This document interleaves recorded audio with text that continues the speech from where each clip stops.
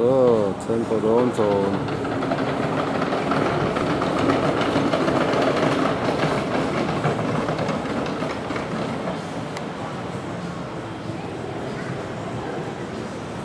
Die Bar macht gleich auf, da werden wir uns gleich ein paar genehmigen.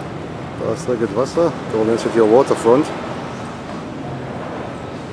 Jede Menge Kneipen, Bars, Restaurants, Seafood, Barbecue, Live Music, Clubs etc. Morgen geht es da weiter mit der Herrlichkeit.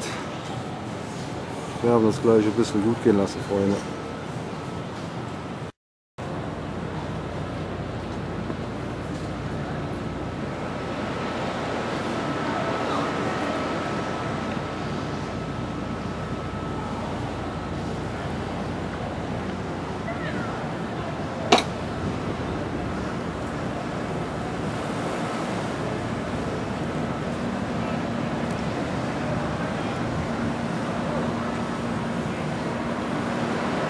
Mitten in Tampa, also eine schöne kleine Oase.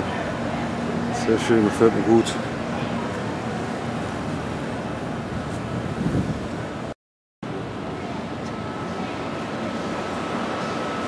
Beach House. Wir werden uns gleich gemütlich 1, 2 Drinks einverleiben.